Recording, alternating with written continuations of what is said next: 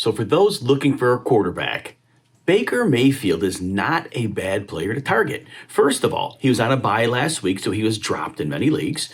Also, he has a cake matchup against the Texans secondary this week. Now, they certainly can run on the Texans, but they may fall behind and Mayfield may have to throw. And we've seen him have many multi-TD games this season, making him an excellent add. Also, for those who want to keep more than one quarterback on a roster, Mayfield has 4 cake matchups down the stretch, including Week 16, where he may be needed for teams that are streaming quarterbacks as they get into the fantasy championship. Over at running back, many people quickly dropped Mike Davis once Christian McCaffrey was activated from the injured reserve. However, before McCaffrey suffered a shoulder injury, and we're not sure what his status will be going forward, it's important to note that Mike Davis was still targeted 6 times in the game against Kansas City. So he still offers PPR value even if McCaffrey plays.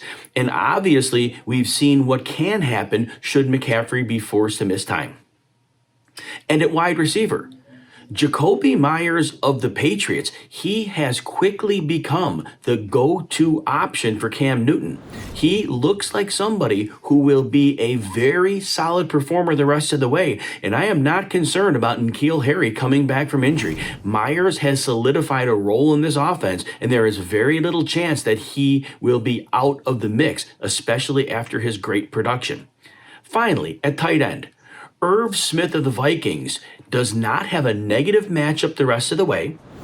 He has seen an increase in routes, run, and targets starting back in week 5. Now, we saw last week he did score 2 touchdowns, but he only had a couple targets. There are going to be games when Minnesota leans on the rushing attack and they don't pass the ball often. Those will happen. But when they have to pass, Irv Smith will be a big part of that passing attack, and he will have a number of good weeks the rest of the way, making him a very excellent roster addition for fantasy managers.